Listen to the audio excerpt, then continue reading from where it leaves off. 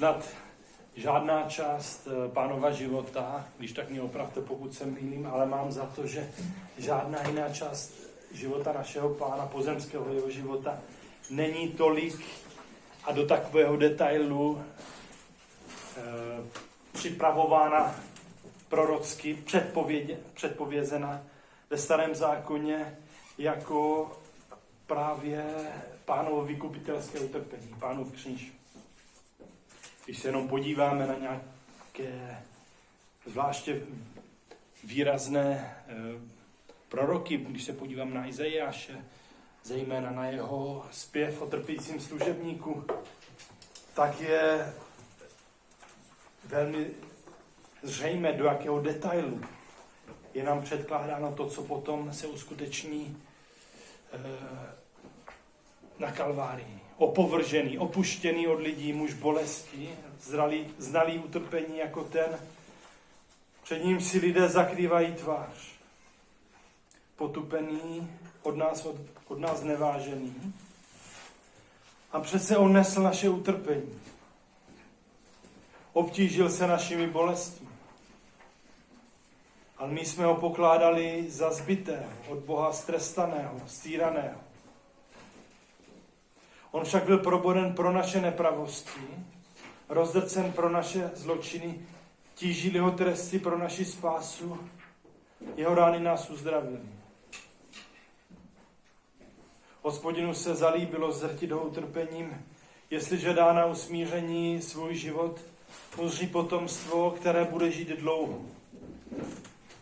Skrze něho se zdaří Hospodinův plán. Pro útrapy své duše uvidí světlo, nasytí se svým poznáním. Můj spravedlivý služebník ospravedlní mnohé, neboť sám ponese jejich viny. Proto mu udělí mnohé a s reky rozdělí kořist, protože sám sebe vydal na smrt, že se dal přečíst ke zločincům, když nesl hříchy mnohých. Prosil za viníky. Podobně ve 22. žalmu, kde jsou přímo místa, které explicitně evangelisté potom podtrhují. Bože můj, proč mě opustil, tak vzdálen si mým náškům, mým prosbám. Všichni, kdo na mě hledí, se mi smějí, rty sešklebují, potřásají hlavou, svěřil se Pánu, ať ho vysvobodí a ať ho teď zachrání, když ho má v lásce. Ruce mi proťaly i nohy, všechny své kosti mohou spočíst, oni na mě krutě civí, rozdělují si moje šaty, metají kostky o můj oděv. Rozpomenou se všechny kraje země, vrátí se k Pánu všechny lidské rody a s uctíváním padnou před ním na tvář. A mohli bychom jistě pokračovat v katalogu přípravných míst starozákonních. Vzpomeňme na Izáka, který se dává přivést, uložit na oltář, kde má být svým otcem Abrahamem obětován, který se nebrání, odkazuje tak na tu velikou dobrovolnost, se kterou Pán přijímá kříž. Pán, jak sám říká, vzpomeňme Janové evangeliu, proto mě Otec miluje, že svůj život dávám, abych si ho vzal zpět. Mám moc ho dát, zase ho vzít zpět. Takové je přikázání Otcovo. Vzpomeňme na Josefa, který je vydán svými bratry, téměř zabit a nakonec tedy prodán karavaně a skrze kterého nakonec budou Izraelité zachráněni. Vzpomeňme samozřejmě na velikonočního beránka. Skrze jehož krev je zjednávána záchrana, ochrana pro Izrael v Egyptě. A to, co je podstatné, i když se podíváme na zmíněné citáty z Izajáše a z žalmu 22., že totiž Pánovo utrpení je něčím spásonosným. Není to něčím samoučelným, ale zjednává spásu, jak jsme tam i viděli. Můj spravedlivý služebník ospravedlní mnohé, sám ponese jejich viny. Proto mu udělí mnohé, z řeky si rozdělí kořist. Jeho rány nás uzdravili. Podobně onen Žán, který po vylíčení toho utrpení vlastně dospívá k jakémusi velmi zdárnému závěru. Rozpomenou se všechny kraje země, vrátí se k Pánu všechny lidské rody. S uctíváním padnou před ním na tvář.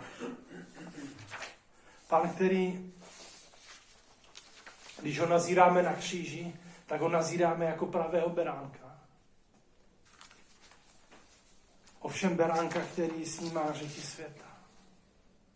Na jedné straně oběť, na druhé straně Pán, který je zároveň veleknězem, který tuto oběť přináší. Na jedné straně zdrcení, lidská slabost, která je vystavena velikému utrpení. Na druhé straně skrze toto utrpení Pán zjednává vítězství. To všechno se snoubí v tomto podivuhodném díle spásy. Na jedné straně slabost, na druhé straně mohutné rozvinutí cnosti síly, statečnosti. Že? Jak víte, statečnost se zejména ověřuje tam, kde člověk, cnostný, statečný, silný, tváří v tvář útokům, které míří na jeho život, zůstává pevný ve správné cestě. Kristus, který se zdá být pasivní, postupuje utrpení na kříži, tak skrze jeho vnitřní úkony se zde děje něco velmi silného. Poslušnost, láska, se kterou trpí. Ctnost síly, statečnosti, která mu dává vytrvat.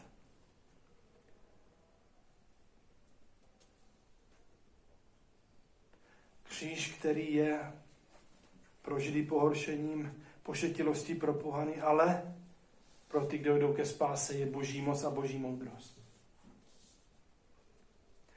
V 19. století v 19. století se objevila jakási teze, která považovala nauku o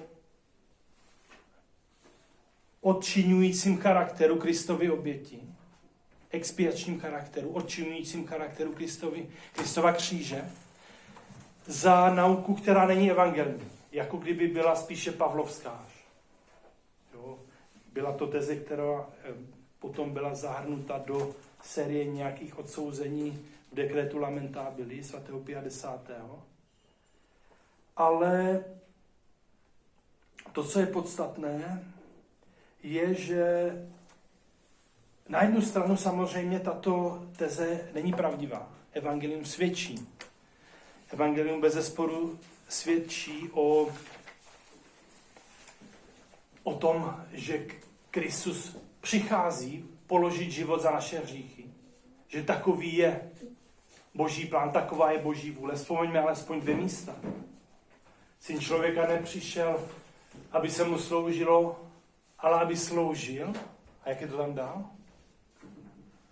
Dal svůj život za mnohé. Přesně, dal svůj život jako vykoupení za mnohé. To jsou přímo Pánova slova. Podobně vzpomeňme ještě před samotným utrpením na Kalvárii. Matouš 26, ustanovení Eucharistie. Toto je má krev nové smlouvy, která se prolévá za mnohé na odpuštění hříchu. Čili evangelium svědčí o tom, že Pán přišel prolít krev za naše hříchy, na odpuštění hříchu. Přišel dát život jako výkupné za mnohé. Na druhou stranu je pravda, že Pavlovy listy mají pro tuto nauku zvláštní místo. Jakoby prozřetelnost chtěla, zvláště skrze velkého apoštola, otevřít hlubokou podkladnici tohoto tajemství, tajemství, které spočívá v tom, že Otec dává Syna, který za nás přináší dosti učinění, nesmírné hodnoty na kříži. Jinými slovy, právě apoštol na mnoha místech velmi vehementně, hluboce promýšlí vykupitelskou, spásonosnou povahu kříže.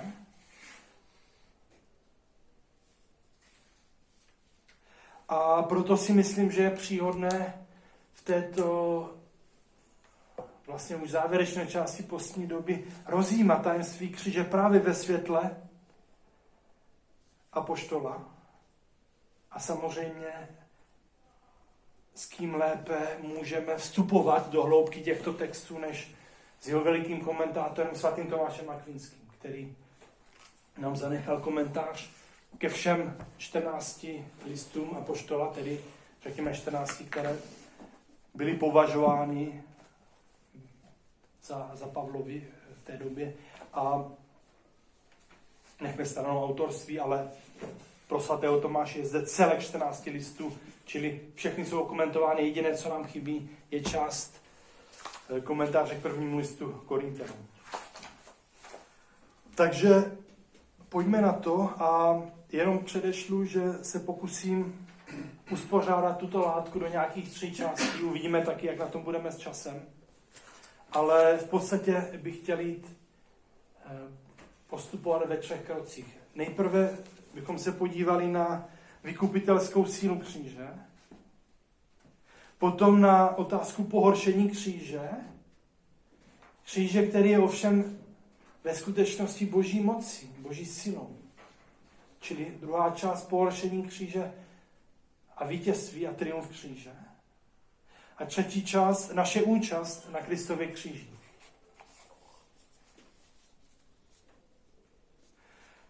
Tedy nejdříve vykupitelská síla kříže. Svatý apoštol Pavel od svého obrácení je fascinován Kristem. Jo, vzpomeňme na Skutky apoštolů, 9. kapitola, kde o Pavlovi zazní ona slova: on je mi nádobou vyvolenou, aby nesl moje jméno před pohany krále Izraelity.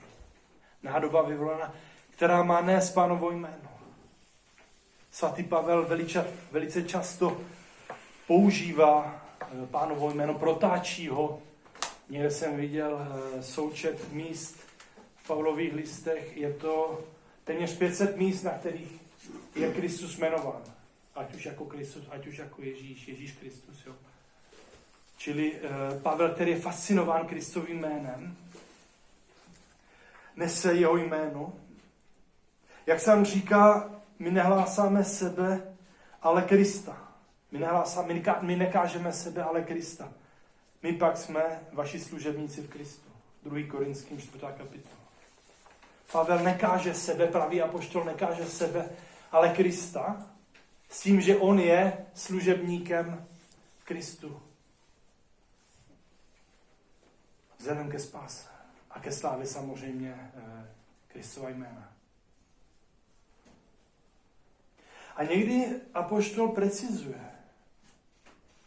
Kristus, který je hlásán, je Kristem ukřižovaným. 1. Korinským moment.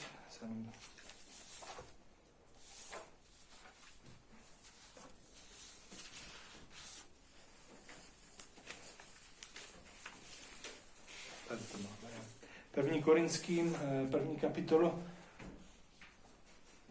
Židé si přejí zázraky, Řekové hledají moudrost, ale my kážeme Krista ukřižovaného.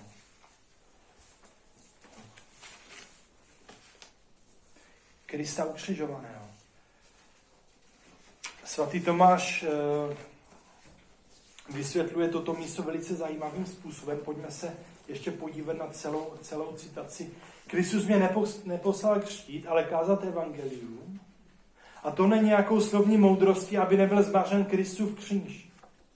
Ti ovšem, kteří jdou k záhubě, považují nauku o kříži za pošetilost My však, kteří budeme zachráněni, víme, že tím Bůh projevil svou moc.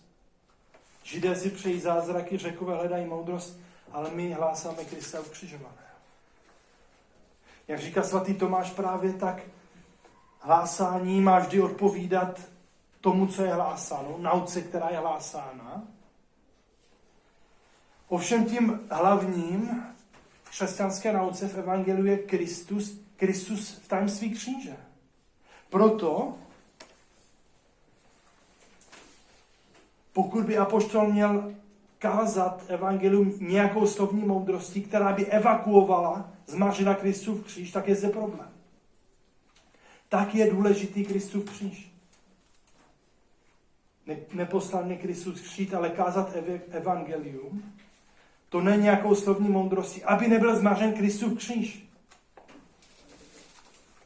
Nemůžeme kázat tak, abychom zmařili Kristův kříž. Tedy Kristus v tajemství kříže, který je zásadní pro svatého Pavla.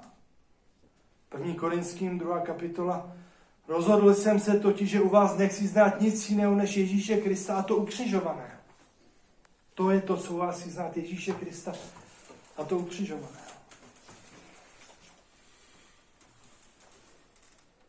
Tedy evangelium, které apoštol káže, se točí kolem Krista samozřejmě. Ovšem velmi často, jak apoštol precizuje, kolem Krista ukřižovaného.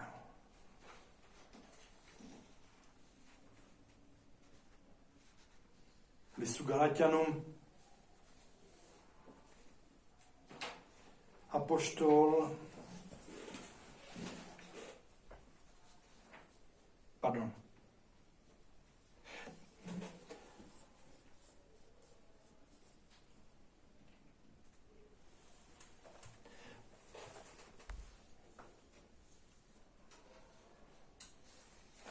Čili Pavel, který hlásá Krista, a to Krista ukřižovaného.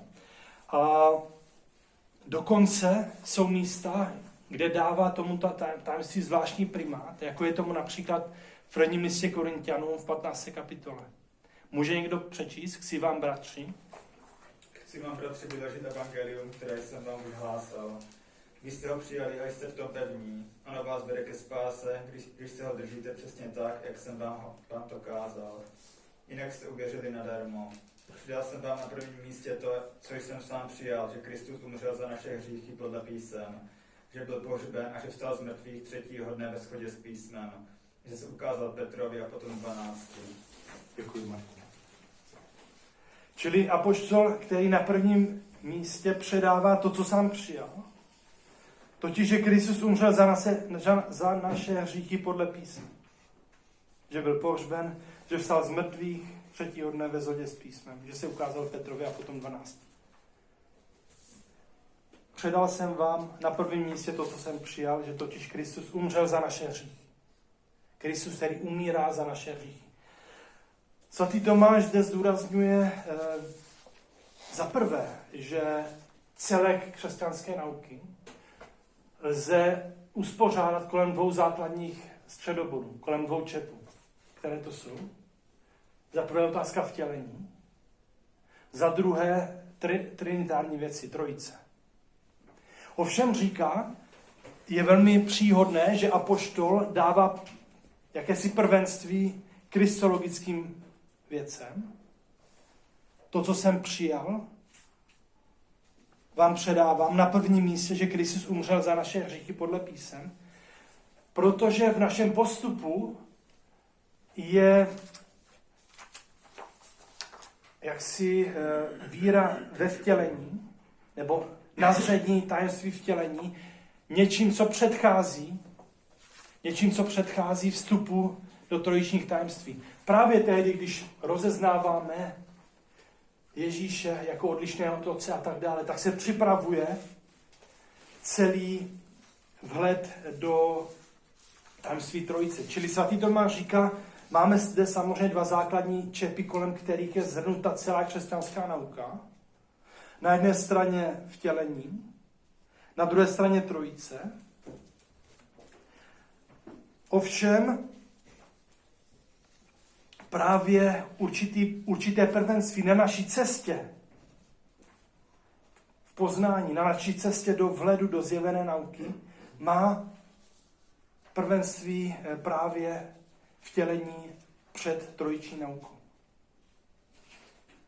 A zároveň Tomáš zdůrazňuje, že tato slova předal jsem vám na prvním místě to, co jsem sám přijal, že totiž Kristus umřel za naše hříchy, podle písem,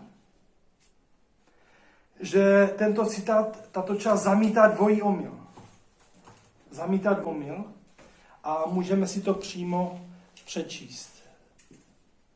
Ještě můžeš, Martine, prosím, v tom komentáři v prvním listu Korinským číslo 895 nejprve říká. Nejprve tedy říká, přidal jsem na prvním místě smrt Krista. Praví tedy, že Kristus umřel, v čemž odstraňuje dvojí domněnku, jež může ohledně smrti Krista povstat. První je, že by zemřel za své hříchy aktuální, či hřích prvotní. A toto vylučuje, když praví za naše hříchy. Nikoliv své.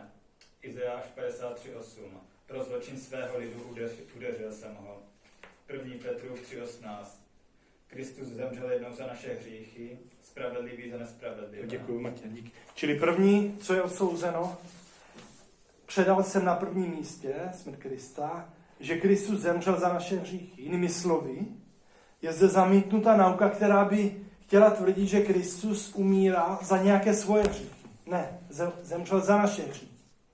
Kristus je zcela nevinný. Jo, to je první omyl, který je přímo těmito slovy apoštola vyvrácen. A ten druhý, prosím, Martine. Další domněnkou je, že by Kristova smrt byla náhodnou skrze násilí Židů.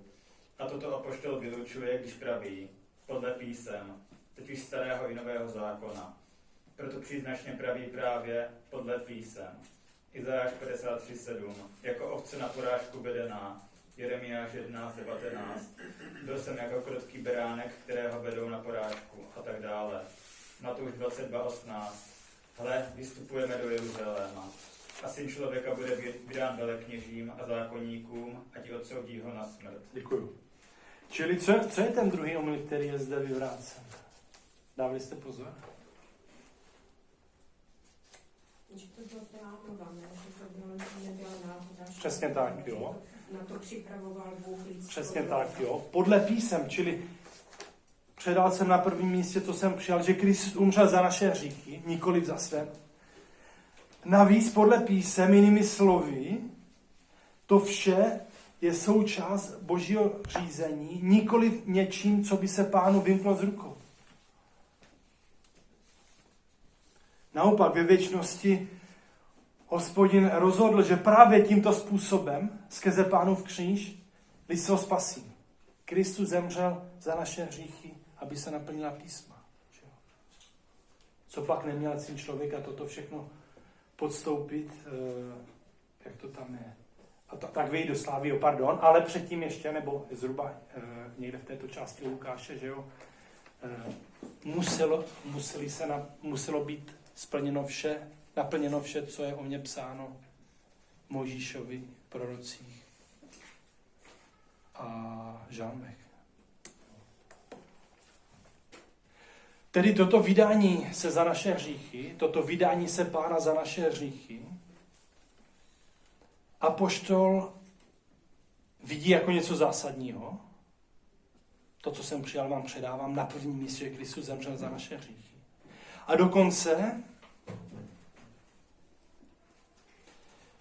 dokonce tuto skutečnost někdy připojuje jako základní atribut, základní dodatek k ohlašování samotného Pánova jména. Například v úvodu listu Galatianům apoštol i hned za Kristovým jménem v samotném úvodu dodává ten, který se vydal za naše hříchy. Galatianům 1, to jsou ta úvodní slova celého listu. Pavel apoštol ne od lidí, ani prostřednictvím nějakého člověka, ale skrze Ježíše Krista a Boha Otce, který ho vzkřísil z mrtvých.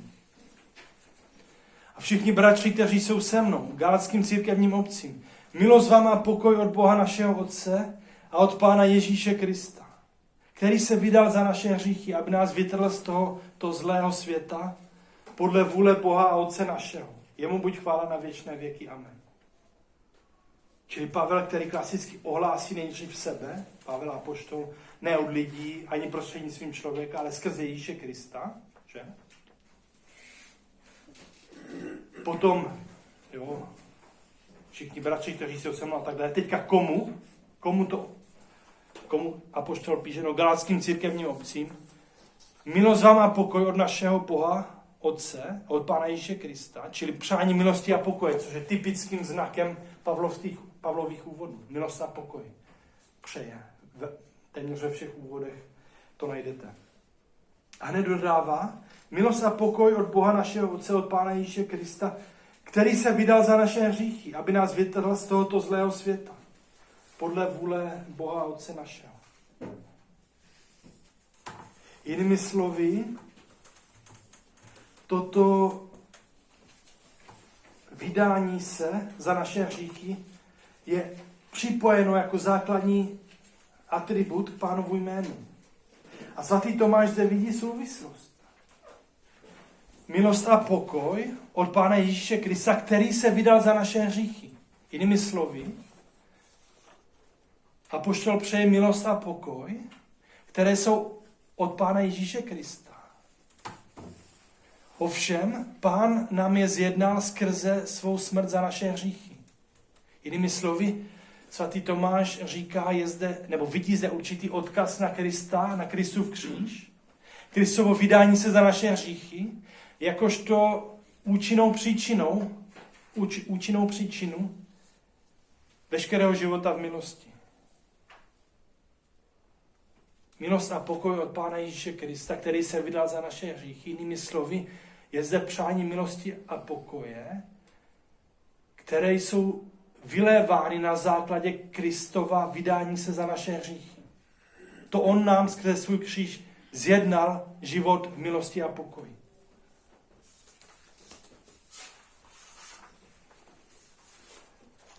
Nejdříve se překládá, cituju z komentáři na list Galatianů, nejdříve se zde předkládá příčina účinná, již je Kristova smrt.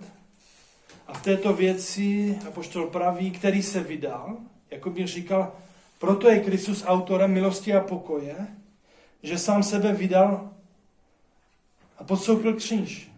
Smrt Krista je tedy účinnou příčinou milosti. Římanům 3, ospravedlnění zdarma jeho milosti pro vykoupení skrze Krista Ježíše. Kolosanům 1.20, usmířil skrze krev kříže jeho i to, co je na zemi, i to, co je v nebi. A nejdříve apoštol praví, který vydal a tak dále, totiž z vlastní vůle se obětoval. Který se vydal a tak dále, totiž z vlastní vůle se obětoval. Pán, který se vydal z vlastní vůle, má moc svůj život dát a zase ho vzít zpět. Já sám ho dávám, nikdo mi ho nebere, že? Jak říká pán u Jana. Kristus nás miloval a vydal sama sebe za nás v oběť. Efezanům 5. Tyto vy dva, který vydal sebe sám. Čili milost a pokoj od Pána Ježíše Krista, který se vydal za naše hříchy. Jinými slovy, milost a pokoj jsou nám zjednány na základě Krista, který se dobrovolně vydal na smrt za naše hříchy. Pán nám zjednává spásu smrti na kříži. Můžeme říci s prvním listem Petrovým, že přibíjí, vynáší naše hříchy na dřevo kříže. On sám vynesl naše hříchy na dřevo kříže, abychom byli mrtví hříchům a žili spravedlnosti. Jeho ranami jste uzdraveni. První list Petr. Pán tedy nese na kříž naše hříchy a zde se dostáváme skutečně k jádru vykupitelského, odčiňujícího charakteru oběti kříže. Pán vynáší na kříž naše hříchy. Apoštol dokonce mluví o tom, že když jsme vykupováni z hříchu, nebo abychom byli vykoupeni z hříchu, Pán se stává pro nás hříchem. Jo. Abychom byli vykoupeni z prokletí, Pán se stává s prokletím. Samozřejmě v přeneseném slova smyslu. Když se podíváme 2. Korinským 5. kapitola, když Bůh pro Kristovi zásluhy smířil svět se sebou, lidem už nepřičítá jejich poklesky, nás pověřil kázáním o tomto usmíření. Jsme proto Kristovi vyslanci, jako by skrze nás napomínal Bůh. Kristovým jménem vyzýváme, smířte se s Bohem. Toho, který nepoznal hřích, on učinil pro nás hříchem. Toho, který nepoznal hřích, on učinil pro nás hříchem. A jak je to dál? Abychom my se v něm stali Boží spravedlnost. Jakási podivuhodná výměna. Toho, který nepoznal hřích, Kristus je zcela bez viny. Netrpí v žádném případě pro svoje hříchy. Bůh ho netrestá. Není za co Krista trestá. Ale dobrovolně Pán přijímá důsledky našich hříchů. Čili toho, který nepoznal hřích, on učinil pro nás hříchem, abychom my se v něm stali Boží spravedlností. Co zásadní slova, že? Podobně, jo, nemusíte si otáčet stránku, jenom vám to ocituju, že jo, abyste mi věřili, že opravdu u Galatianů je tato výměna na úrovni vyvedení z prokletí, že? Kristus nás vykoupil z prokletí zákona tím, že se kvůli nám stal prokletím. Samozřejmě potřeba vždycky toto umět správně vyložit a tak dále, ale tato slova jsou jasná, velice silná.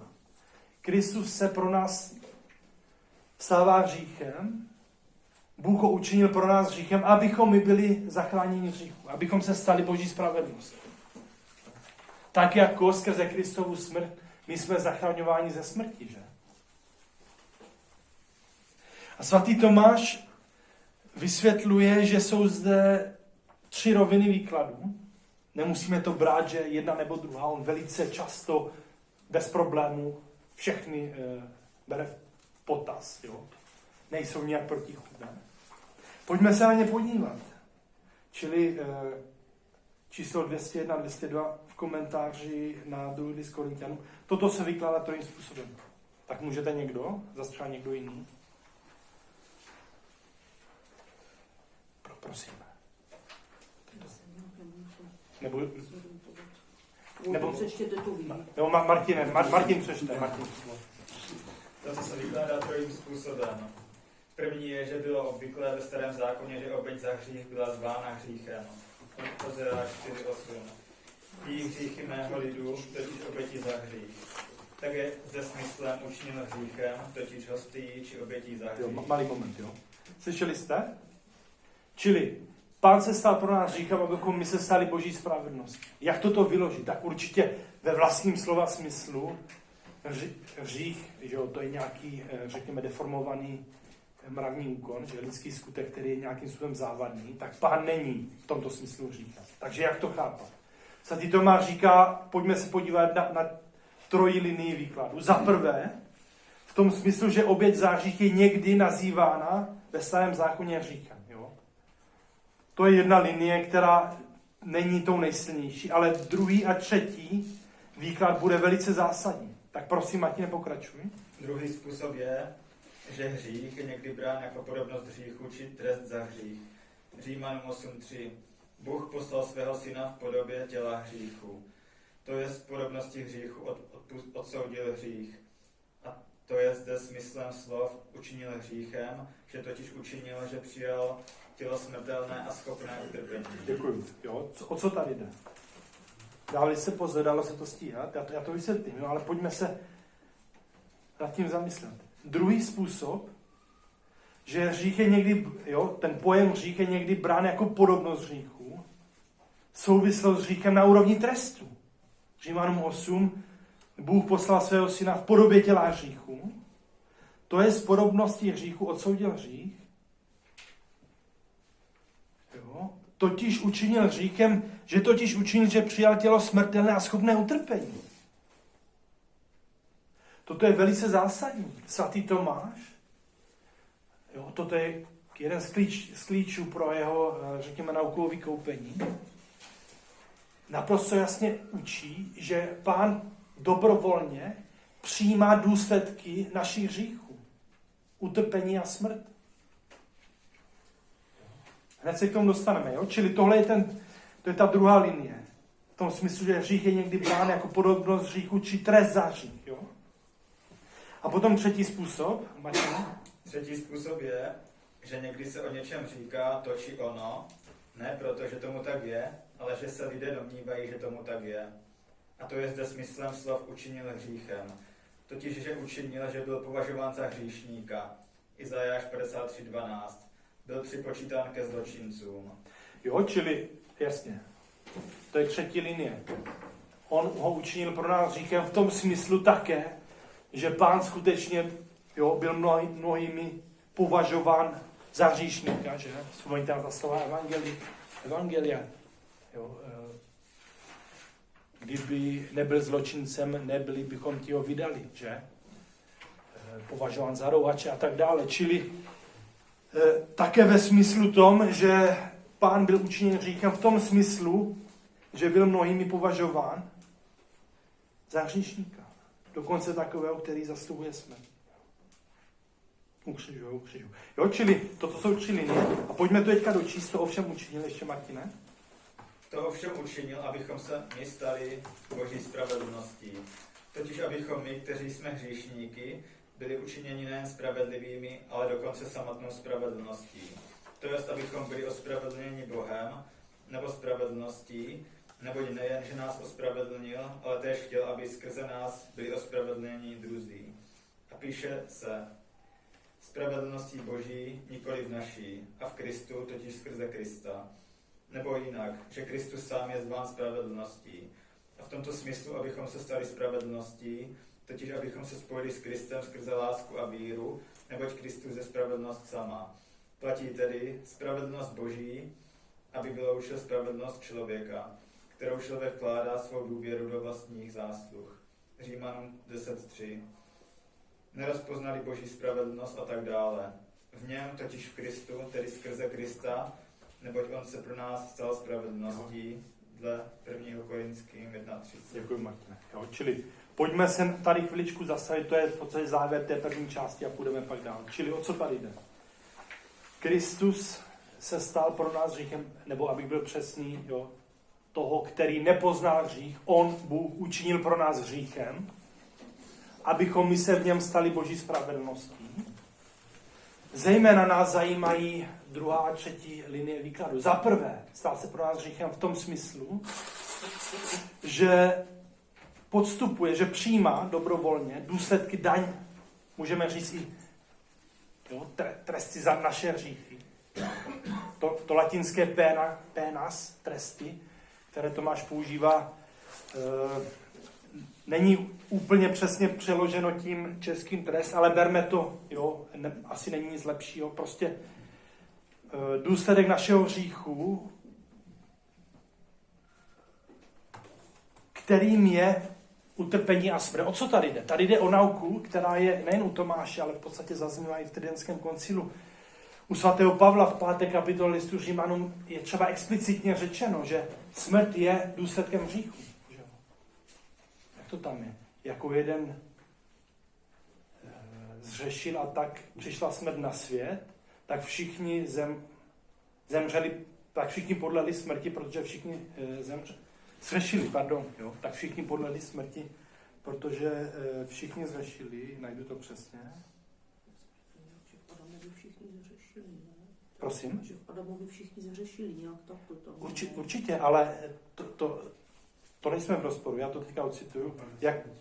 Prosím? Propadli smrti. Jako skrze jednoho člověka přišel na tento svět hřích a skrze hřích smrt, tak smrt přešla na všechny lidi, protože všichni zřešili. Čili první věc, smrt i utrpení je daň za hřích. Je trest za hřích. To je první věc. Jinými slovy, člověk ve stavu nadpřirozeného přátelství s Bohem, které náleželo prvotní nevinnosti před pádem, byl na základě tohoto privilegia prvotní nevinnosti zvláštním způsobem, řekněme, chráněn, jo, před smrtí a utrpení. Jo. To je jedna věc. Čili utrpení a smrt jakožto trest za hřích. To je první věc. Druhá věc, pokud my podléháme utrpení a smrti, je to na místě, protože my jsme zasaženi prvotním hříchem. To je první věc. Navíc máme hříchy osobní, pakliže nejsme Matka Boží, nebo samozřejmě tím spíše Kristus. Jo. Ovšem Kristus je zcela nezasažen hříchem. Jak to tedy je?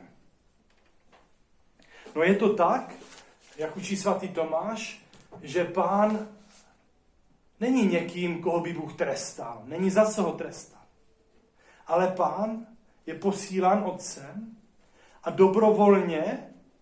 dobrovolně přijímá tyto důsledky našeho hříchu, jako je utrpení a smrt. A skrze tento svůj vrcholný velekněžský úkon nám zjednává spásu.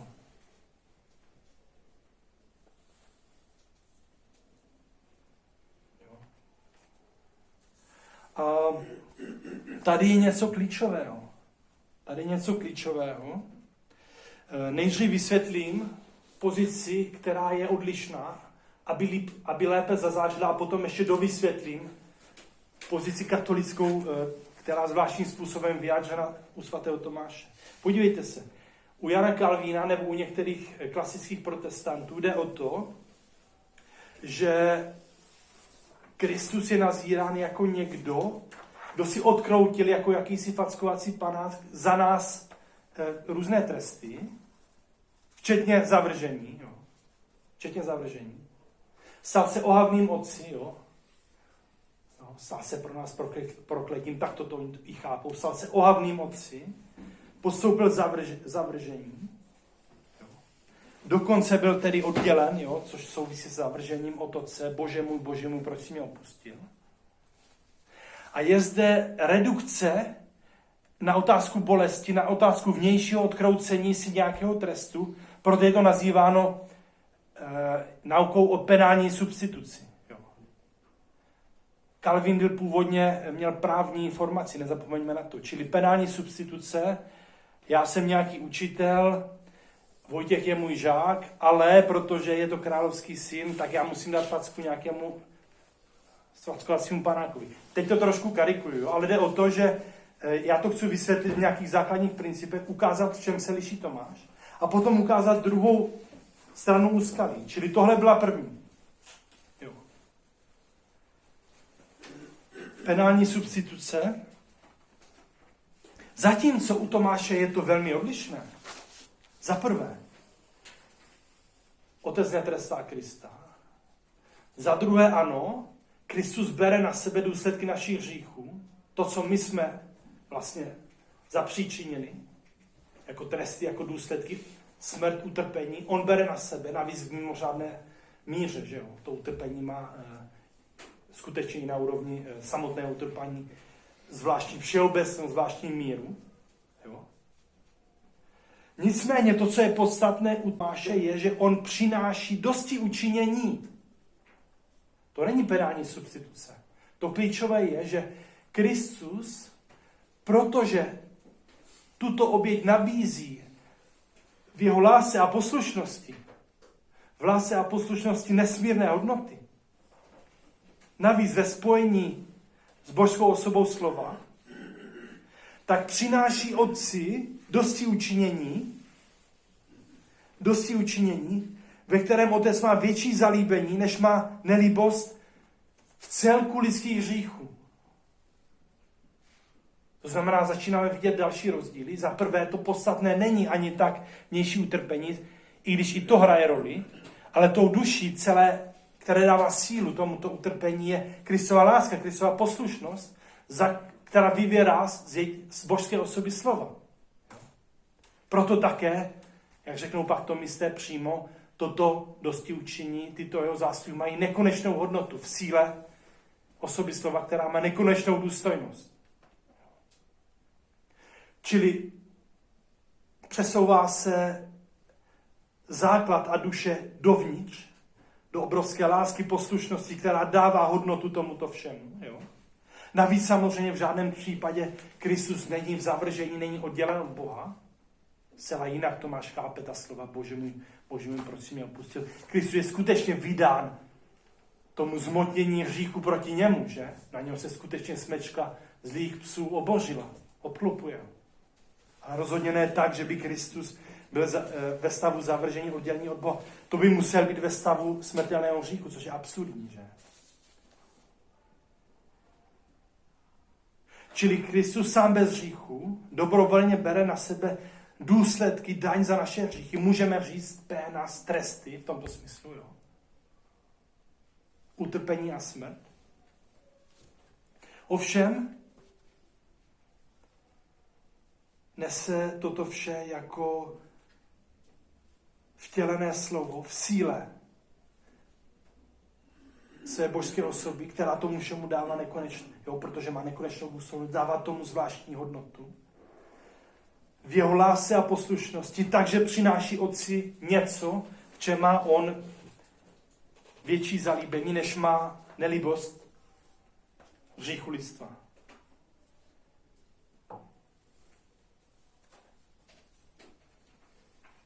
Proto také svatý Tomáš říká, jo, celá ta hodnota tohoto Kristova dosti učinění se opírá za prvé pro ten magnam caritatem, pro jeho velikou lásku a poslušnost. Za druhé pro hodnotu jeho života, který je životem Boha a člověka.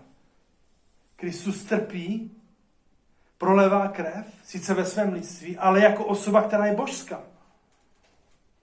Až za třetí, říká Tomáš, taky pro všeobecnost a velikost jeho utrpení.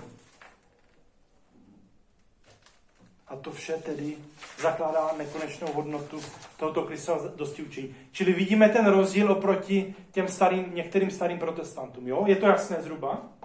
Oproti penální substituci zde máme, řekněme, zde máme toho, který na sebe přijímá důsledky našich hříchů a přináší dosti učinění adekvátní, které je na výši, dokonce přesahuje nesmírně v úzovkách tu negativní hodnotu našich hříchů. Jinými slovy přináší dosti učinění, ve kterém Otec má větší zalíbení, než má nelibost našich hříší. Jo. Přináší toto dosti učinění jako něco, co je samozřejmě Otcem přijímáno. Tak toto Otec chtěl. Nemusel toto požadovat, ale chtěl.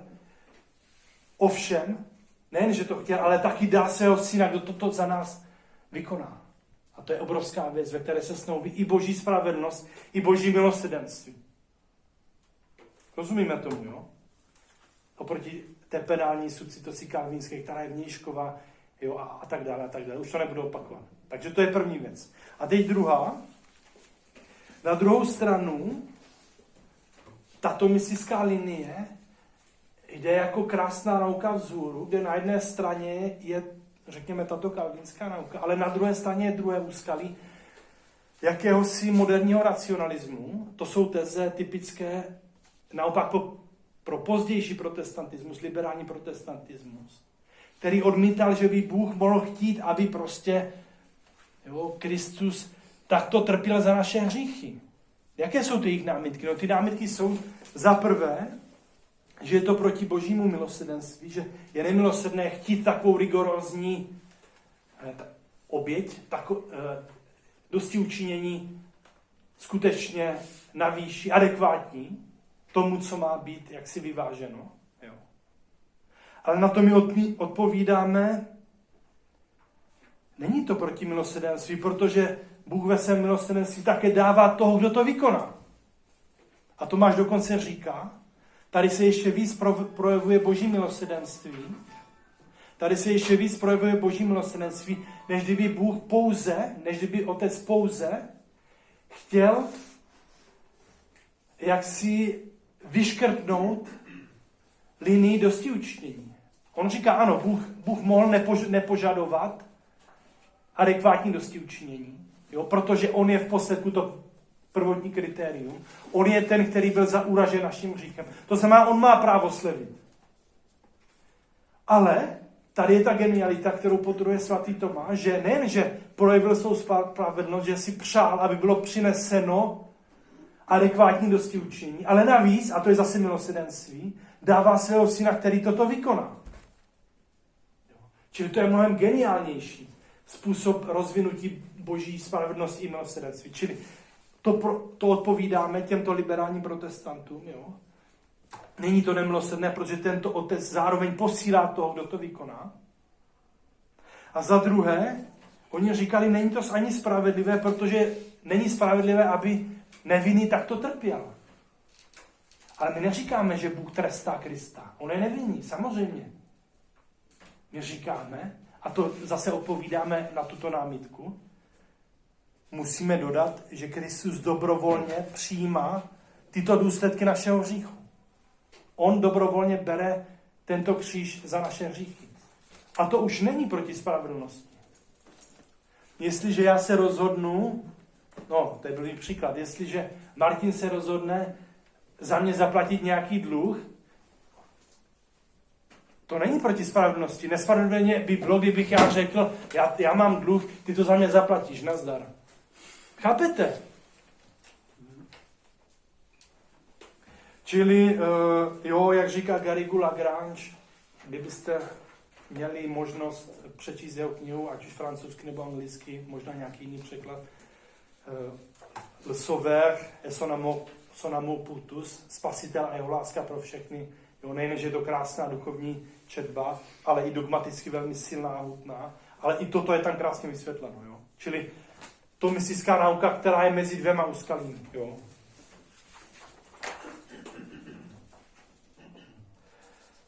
Dobře, takže víte co, tímto považuji první část za ukončenou a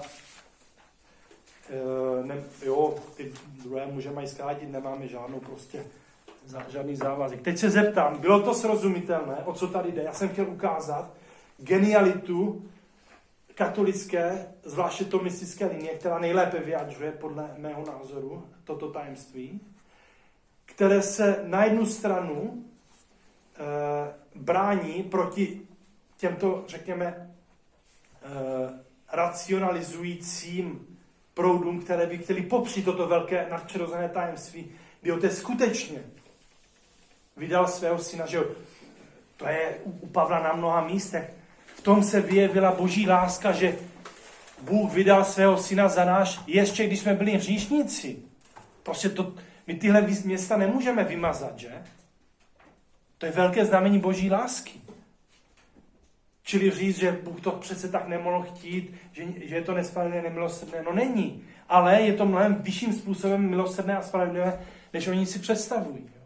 A na druhou stranu se to vymezuje proti Kalvinovi a dalším, kteří si se nahlédli v určitých mírách velikou sílu toho, co je to Kristus, který trpí pro naše hříchy. Ovšem, se všemi omyly a úskalím, které jsme tam viděli. Jo?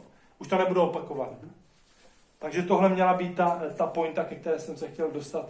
Možná si myslím, že je to jeden jakoby ze středu této mojí přednášky. Prostě je dobré toto vědět. Mám pocit, že spíš vám bude hrozit, nám bude hrozit, umět odpovědět námitkám z té, řekněme, strany toho, řekněme, liberálního protestantismu, který naopak právě nesnáší tu kalvinskou pozici samozřejmě, že?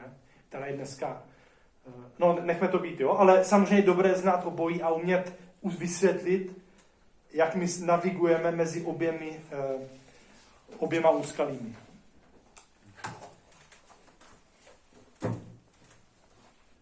Tak se zeptám, můžeme jít dál teďka?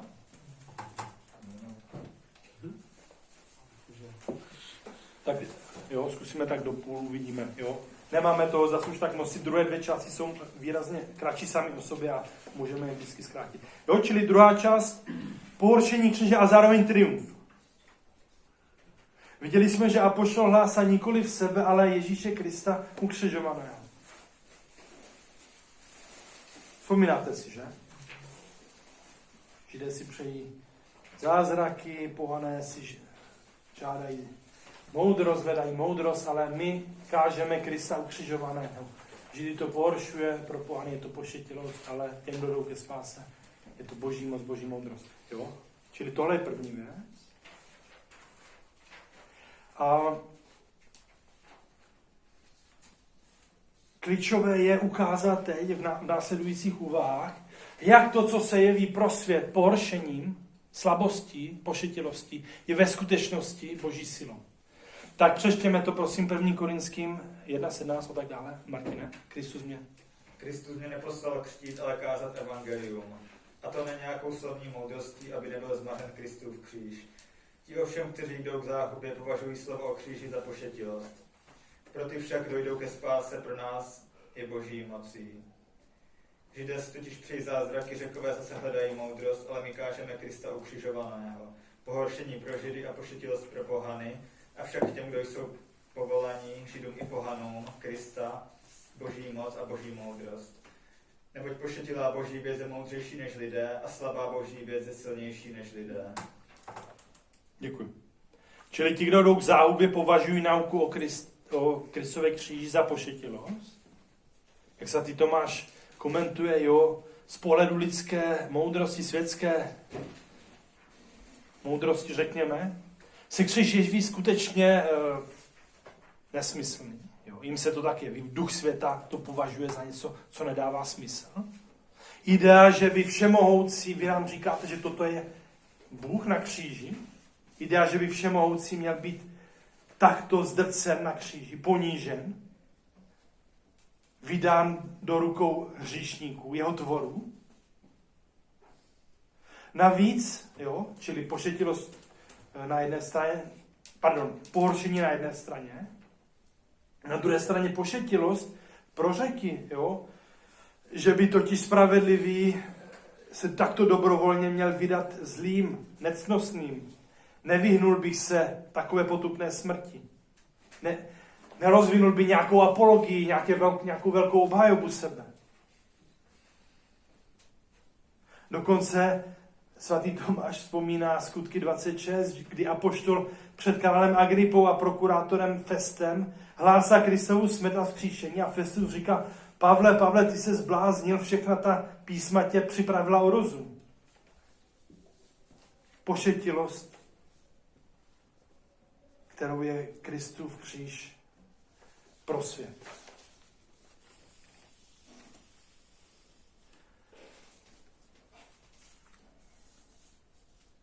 Navíc, jak si všímá svatý Tomáš, v těchto slovech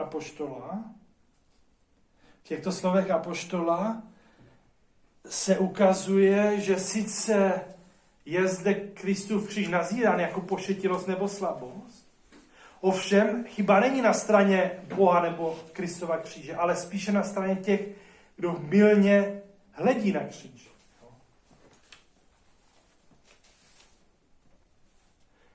Těm totiž do záhuby se to tak jeví. Ovšem pravdivý pohled, my, kteří jdeme ke spáse, vidíme, že zde je boží moc a boží moudrost. My hlásáme Krista ukřižovaného, pohoršení pro Židy, pošetilost pro pohany, ale těm, kdo jsou povoláni Židům a Řekům, hlásáme Krista boží moc a boží moudrost. Vždyť pošetilá boží věc je moudřejší než lidé a slabost boží je silnější než lidé. Totiž těm, kdo jsou povoláni skrze víru v Krista do boží náruče, ať už z Židů nebo z Řeků, kteří v kříži rozeznávají boží moc, těm, kdo jsou takto povoláni, ti opravdu v kříži rozeznávají boží moc skrze, nebo kterou jsou přemoženi démoni, odpuštěný hříchy a tak dále. Jinými slovy, hluboký pohled Kristova přítele vidí, že to, co se světu jeví jako pošetilost nebo slabost, je ve skutečnosti boží moc, kterou Bůh zjednává vítězství nad hříchem, nad ďáblem, nad smrtí.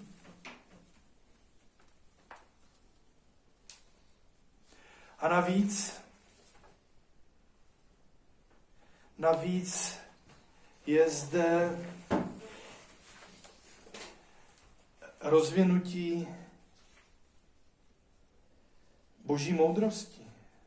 Přečtu Tomášův komentář. Apoštol uzavírá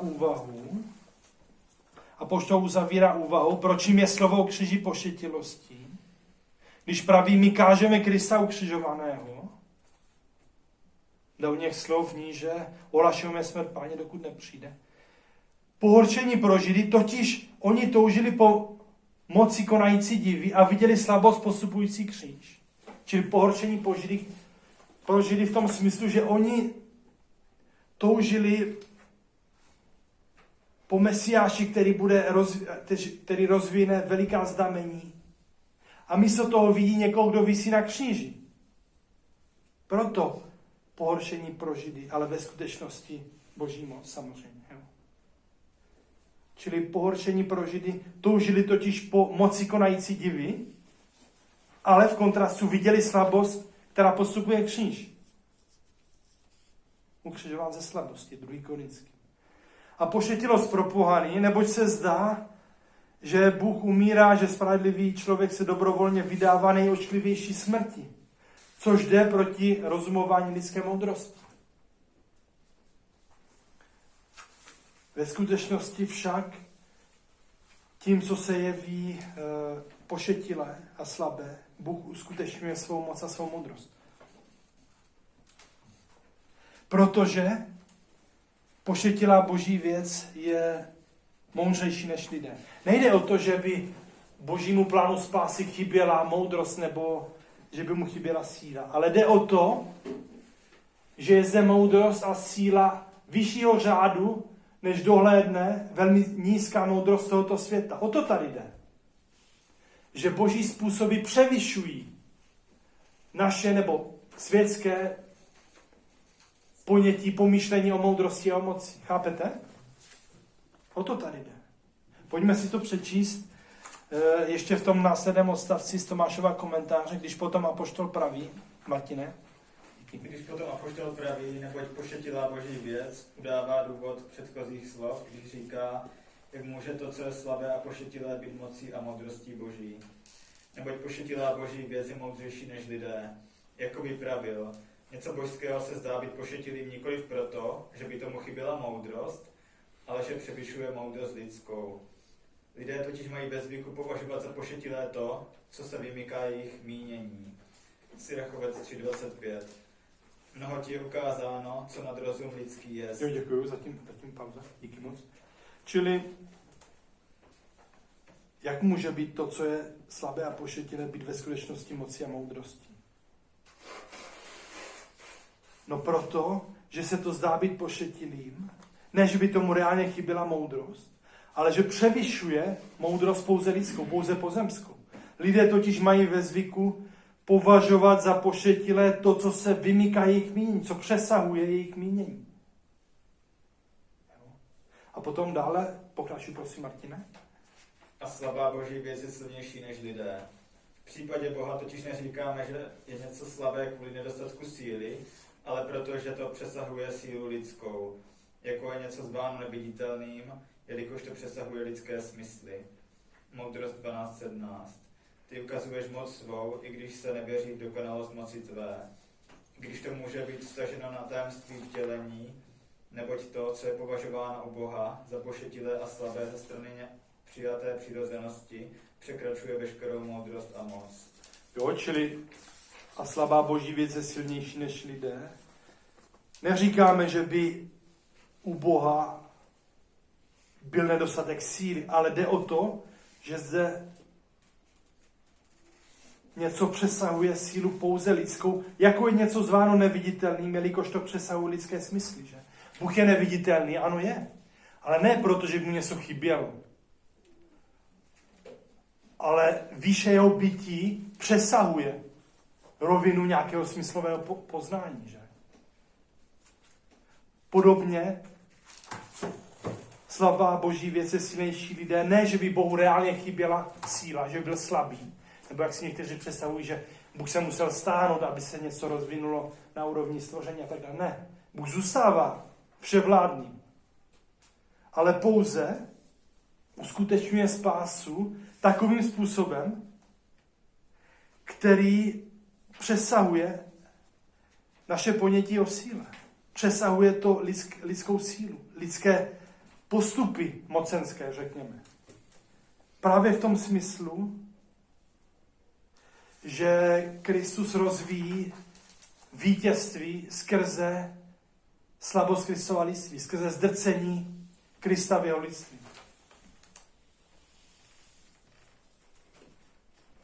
A tak vidíme, že to vše nás uvádí k základní myšlence, která je upadla na mnoha místech, že toto tajemství kříže, které obnáší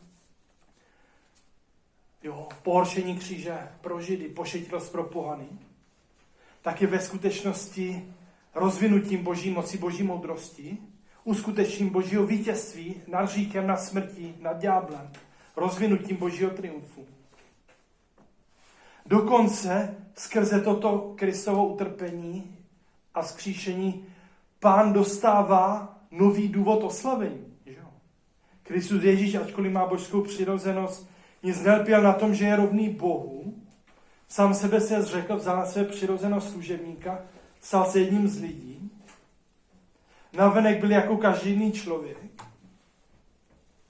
Ponížil se a byl poslušný až k smrti, a to k smrti na kříži, čili ponížení až k smrti na kříži. A proto ho Bůh povýšil a dal mu jméno nad každé jiné jméno. Takže při Ježíšovo jménu musí pokleknout každé koleno na nebi, na zemi i v podsvětí, každý jazyk vyznat slávy Boha Otce, Ježíš Kristus je Pán. Jinými slovy, oslavení Krista se opírá nejenom o sílu vtělení. Samozřejmě Kristus v síle vtělení je Pánem a vždycky byl. Ale jde o to, že on se jak si zmařil, že jo, to je také noze sklonil, přijal přirozenost služebníka, tím, že se stal jedním z nás. To je obrovské sklonění slova, že přijal lidskou přirozenost, že? Samozřejmě slovo se nemění, ale něco se mění na straně stvoření, že? To je první věc. Druhá věc, toto ponížení jde až dolů, do samotného zmaření na kříži. Ovšem na základě tohoto nový důvod oslavení. Proto ho Bůh povýšil, dal mu jméno nad každé jiné jméno. Takže při Ježíšově jménu musí pokleknout každé koleno.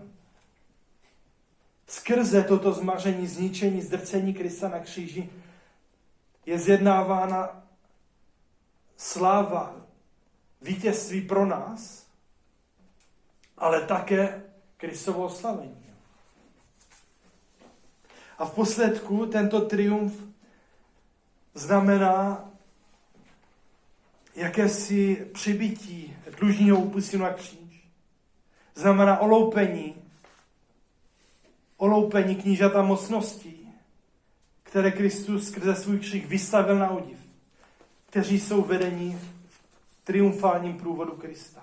Kolosanům 2.13, prosím Martine, křtem zpět byli.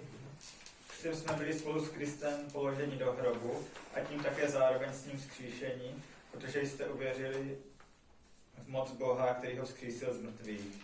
I vás, když jste byli mrtví pro své hříchy a když vaše tělo bylo neobřezáno, zase oživil zároveň s ním. On sám odpustil všechny naše hříchy, smazal na úkor zákonných nařízení náš dlužní úpis, jenž byl proti nám. Zrušil jej tím, že jej přibyl na kříž. Knížata a mocnosti oloupil, veřejně je vystavil na odiv tím, že je vede ve svém triumfálním průvodu. Děkuji, díky Martine. Jo, čili to je velice silné. Jo. Tady jsou nějaké i právní aspekty. Jo. Svatý Tomáš se zamýšlí, že ten, kdo i ve starověku skutečně uhradil dluh, že roztrhl ten dlužní úpis. Jo. Podobně Kristus zde. On nám odpustil naše hříchy, smazal na úkor zákonných nařízení náš dlužní úpis, jenž byl proti nám. Jak jej zrušil? No tím, že jej přibyl na kříž. To je první věc. A navíc, jak dodává svatý Tomáš, aby bylo skutečně toto vítězství dokonáno, tak je potřeba nejen jak si uhradit dluh, ale taky případného zlého vymahatele dluhu přemoci. Jo? Jak říká Pán, že jo, když je někde silák, tak abychom ho oloupili, je potřeba ho přemoci, jo, vzít mu jeho zbraně, potom teprve můžeme.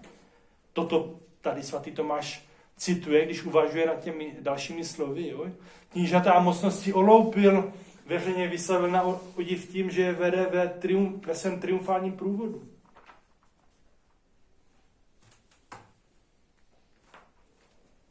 Je-li Bůh s námi, kdo proti nám a tak dále. Čili kdo vystoupí proti Kristovým spravedlivým, že? Když Pán je ten, kdo spravedlňuje. Jo, čili vystavení na odiv knížat a mocností, kteří se stávají součástí Kristova triumfálního průvodu. Jo? Kříž, který je znamením triumfu, na který je přibydlužný úpis a skrze který jsou v triumfálním průvodu vedení démoni. Jo? A to vše rezonuje i v Pavlových úvahách o pokoji, který je zjednáván skrze kříž. Protože jestliže jsme skrze kříž sjednocováni s Bohem, ať už z Židů nebo z pohanů, ať už muž a žena a tak dále, jo, tak nakonec to vše konverguje ke smíru, k pokoji, který je zjednáván skrze Kristovu krev prolítou na kříži. Bůh rozhodl, aby se v něm usídila všechna plnost a aby skrze něj smířil všechno se sebou. Zjednává pokoj skrze krev jeho kříže na nebi a na zemi. Tak jo, tak jsme zvali i druhou část. A teď se zeptám, je to zhruba jasné, tady toto?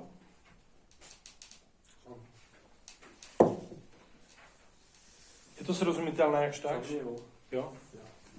Jo? Tak pojďme ještě na tu třetí, aspoň krátce. Co říkáte? Určitě máme ještě času dost. Jo. Máme 4 hodinky, ne? No, možná i 20 minut. Jo. Radši 10 4 hodinky, to není moc, jo. Čili pojďme na tu třetí, jo. Ona je opravdu krátká, jsou tam krátké věci, abych se chtěl dostat k tomu, že opravdu uvidíme, že my jsme zváni k účasti na kříži, že jo. Svět dnes nerozumí mnohdy a je dobré, abychom my uměli vysvětlit hodnotu kříže ve spojení s Kristovým křížem, že? Naši spoluúčast na Kristově kříži, že? Nicméně,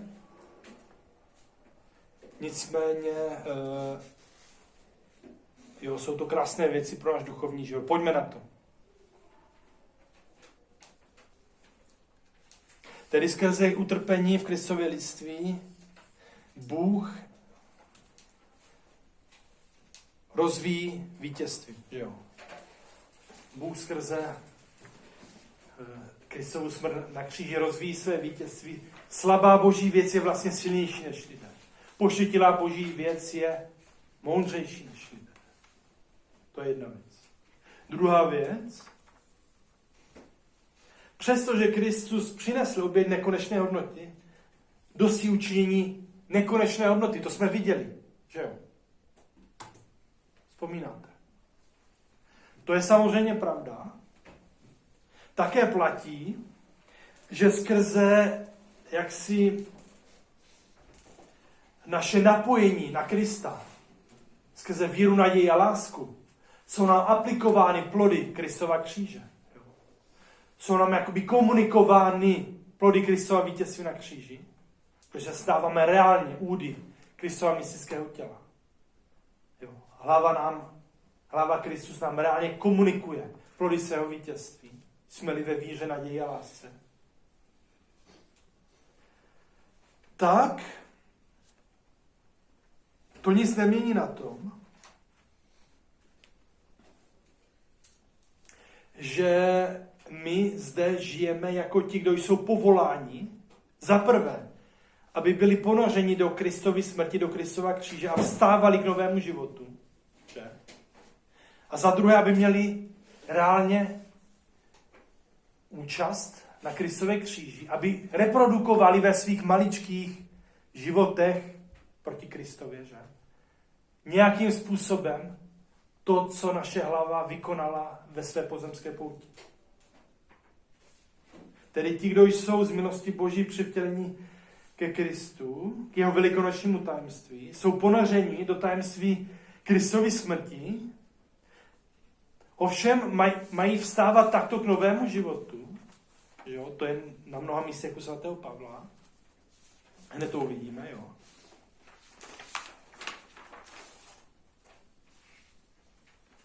k novému životu, v němž starý člověk je křižován. A jsou zváni k účasti na Pánově kříži. Kdo chce jít za mnou, zapři sám sebe, bez svůj kříž každodenně a následuj mě. A v tom všem se samozřejmě opírají o Pánovo vítězství na kříži. Kříž, který jim chloubou. Galaťanům 6, jo. Ať je daleko ode mě, abych se chlubil něčím jiným než křížem našeho Pána Ježíše Krista, který mě pro mě ukřižován svět a já světu.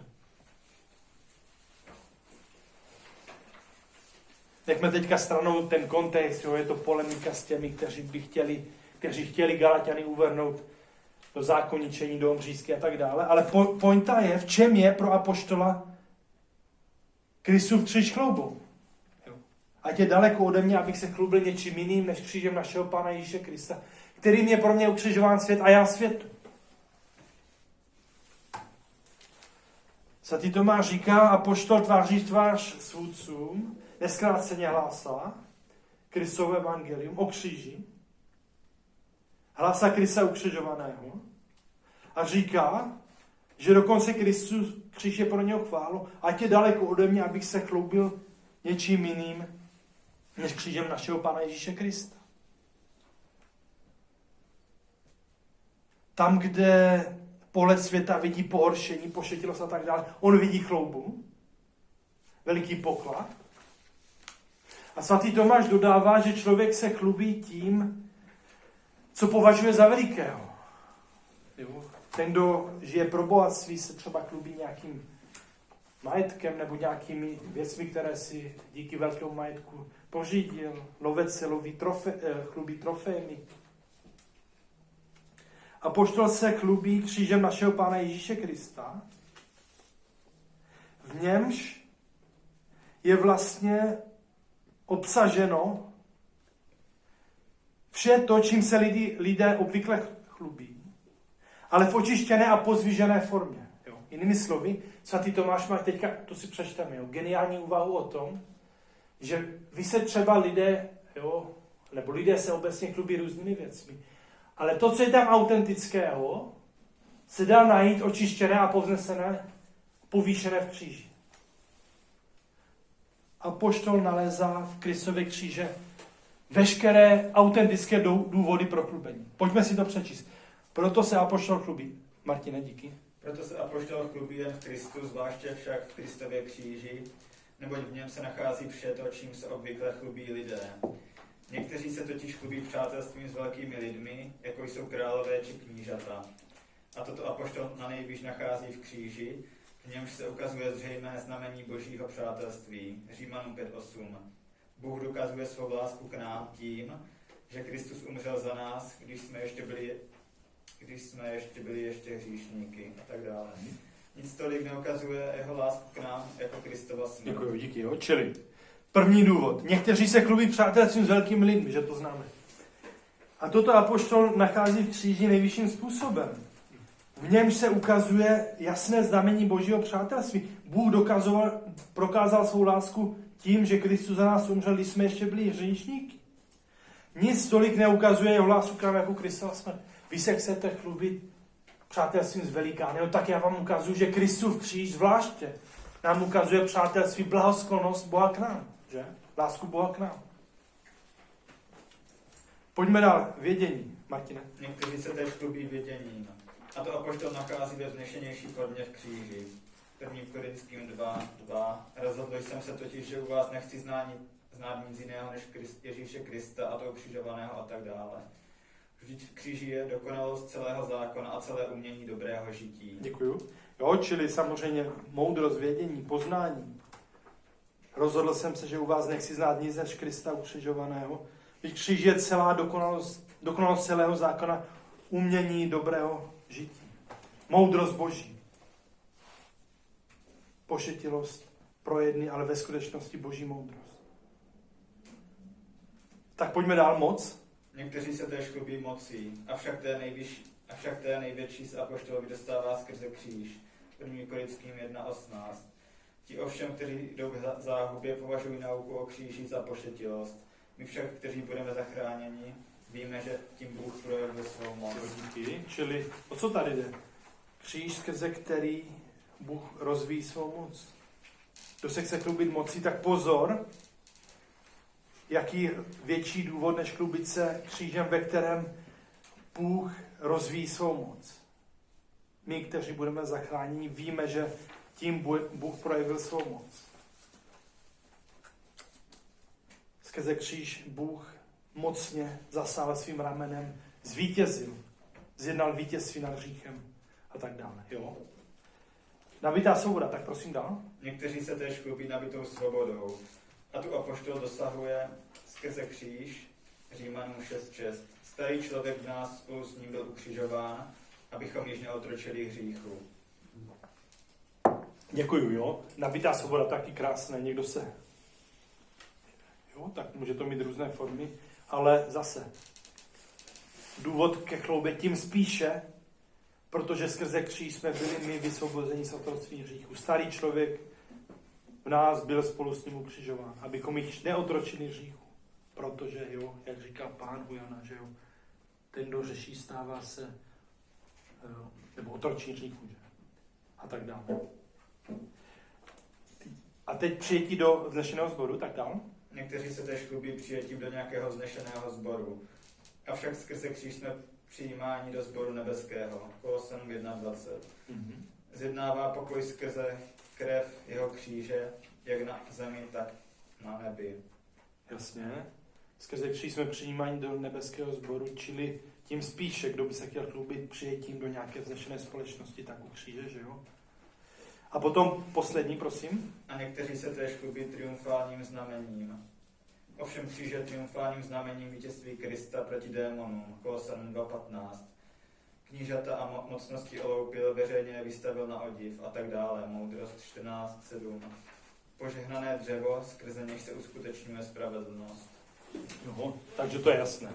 Pojďme ještě to dorazit, už se blížíme ke konci. Čili viděli jsme, že pro křesťana je Kristův kříž důvodem chloubě. A apoštol ukládá svou chloubu do Pánova kříže, ale zároveň dodává, kterým je pro mě ukřižován svět a já světu. Jo, jestliže se někdo chlubí Pánem, říká Tomáš, jeho křížem, tak to jde ruku v ruce s tím, že v něm umírá to, co je v rozporu s Pánovým křížem, s Pánovou vůlí, že? Z linii života podle Pána, v síle vykoupení, které nám zjednal jeho kříž, které nám zjednalo jeho kříž. Které nám zjednal jeho kříž, jo? Čili proto, jo, ať je daleko ode mě, aby se chlubil něčím jiným, než křížem našeho Pána Ježíše Krista, kterým je pro mě ukřižován svět a já světu.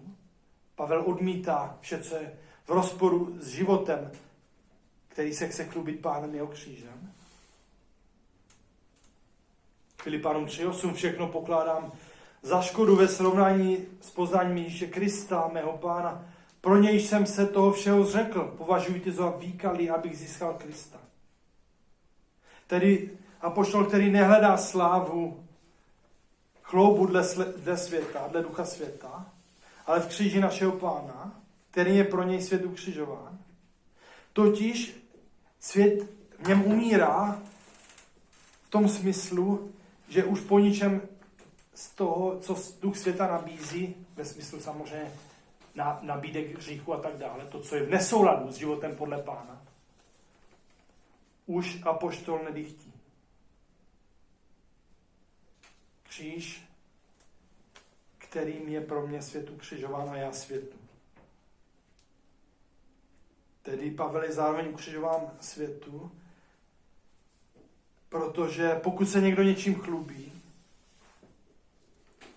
tak chce, aby právě toto v něm bylo vyvýšeno, že?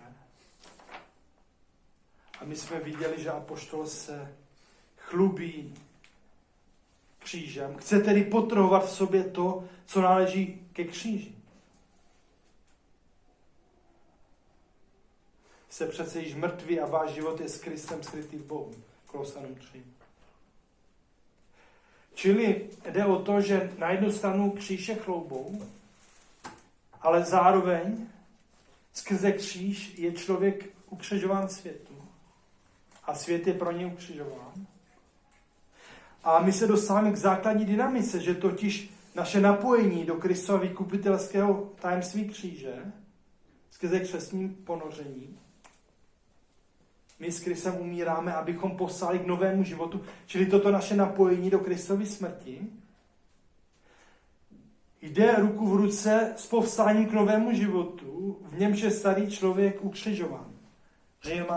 Římanům 6. Jo. Jestliže jsme s tím srostli tak, že jsme mu podobní v jeho smrti, budeme mu také podobní v jeho zmrtvých vstání. Přece vím, že starý člověk v nás spolu s ním byl ukřižován, aby se zničilo tělo hříchu, my abychom hříchu neotročili, nebo kdo umřeli s proštěním hříchu. Jo, a předtím, že jo, což nevíte, že my všichni, kdo jsme byli ponořeni křtem v Krista Ježíše, byli jsme křtem ponořeni do jeho smrti. Tím křestním ponořením jsme byli spolu s ním pohřbeni. A tak dále. Jako Kristus byl vzkříšen z mrtvých otcovou slávou, my teď musíme žít novým životem. Proto spolu s Kristem jsem ukřižován. Žijí však nikoliv já, ale žije ve mně Kristus. Avšak tento život v těle žijí ve víře v Božího Syna, protože on mě miloval a za mě si vydal. Apoštol, který je s Kristem ukřižován, protože je tím, v kom stále více žije Kristus, který sám kráčel v tomto světě cestou, která byla cestou kříže, cestou spásonosnou, cestou spojenou s křížem, se spásonosným utrpením pro naši spásu. On je spolu s Kristem ukřižován. Už nežije on, ale žije v něm Kristus. A pokud Kristus je nyní oslavený, tak jako ten, který do této slávy vešel skrze kříž, tak je příhodné, aby i apoštol, který reprodukuje Kristův život, byl v pozemské pouti spolu s Kristem ukřižován. A proto, a to je ta poslední stať, že Kolosanům 1.24, Pavel dokonce říká, že z jeho účasti na kříži má prospěch církev. Ještě to prosím přečti, nyní nacházím svou radost v utrpení, které pro vás podstupují a doplňují na svém těle, co se nedostává na Kristových útrapách pro jeho tělo, jimž je církev. Co to znamená? Nyní nacházím svou radost v utrpení, které pro vás podstupují. Doplňuji na svém těle, čeho se nedostává na Kristových útrapách pro jeho tělo, totiž církev. Tohle ještě poslední zajímavá věc a tímto budeme končit. Jo. Svatý Tomáš velice jasně říká, že je potřeba vyloučit takovou tezi, že by to znamenalo, že by Kristova oběť byla o sobě nedokonalá, že by jí něco scházelo. To samozřejmě ne. Ale přesto něco se někde doplňuje, to je jasné. A co? A kde? A jak? Jo. Jde o to, jak říká svatý Tomáš, že Kristus a církev tvoří určitou jednotu, že jo? Jedna mystická osoba, hlava i s tělem, že? Quasi una mystica persona, ne? Hlava i mystické tělo. Tudíž jde o to, že údy jsou nějakým způsobem zapojení do účasti na spasitelské oběti kříže, jo, řekněme, na Kristově díle spásy. A to, co říká svatý Tomáš, Bůh samozřejmě předurčil souhrn útrap, Bůh samozřejmě předurčil souhrn zásluh, které se vztahují na hlavu, na Krista. A ty jsou už, toto jeho dílo je dokonáno. On přinesl dosí učinění nekonečné hodnoty, zásluhy nekonečné hodnoty a to je hotové. A toto je komunikováno jeho údům skrze víru, naději a lásku a tak dále. To je jedna věc. Nicméně, Kristovi živé údy těla, jsou zvány k účasti a Bůh také předurčil souhrn zásluh nebo na úrovni spoluúčasti v údech Kristova těla. Nejenom v hlavě, to už je uzavřené, hotové, nekonečná hodnota, ale v těle, zejména ve svatých, kteří se zvláštním způsobem účastní, kteří jsou zvláštním způsobem povoláni k účasti na Kristově spásonosném díle. A tady jsou samozřejmě jejich zásluhy v rovině spoluúčasti konečné, nikoliv nekonečné. Jo. My nejsme vtěleným slovem, abychom si mohli aspirovat na nějaké zásluhy nekonečné hodnoty a tak dále. Tedy v údech, kde mají být, v údech, kde bylo taky rozhodnuto o míře zásluh na základě božího úradku a v tomto smyslu doplňují na svém těle, co zbývá, jo, říká apoštol, doplňují na svém těle, čeho se nedostává na Kristových útrapách, pro jeho tělo jim před církev, totiž ne, že by něco Kristově samotné oběti chybělo, ale ještě mu chybí, aby trpěl v tom či onom údu, v Pavlovi, v Petrovi a tak dále. Jo, o to tady jde. Čili to první, tam je to uzavřené, že jo. Tam Kristus přinesl oběť nekonečné hodnoty, ale naše spoluúčast v čase, jo, kdy jednotlivé údy jsou přidružovány ke Kristově vykupitelskému dílu, tak tady se něco skutečně ještě uskutečňuje. A Bohu díky za to, že je nám dána tato účast na Kristově vykupitelském díle. A v tomto smyslu ještě něco zbývá, aby Kristus trpěl v apoštolovi a v dalších svědcích. Tak jo, takže tím končím.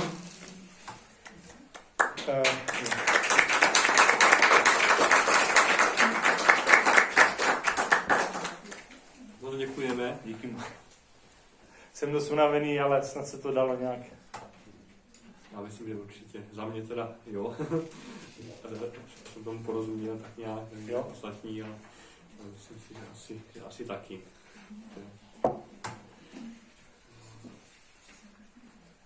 Tak jestli je nějaká závažná otázka, prosím, a jestli ne, tak můžeme postupně se přesunout do kostela.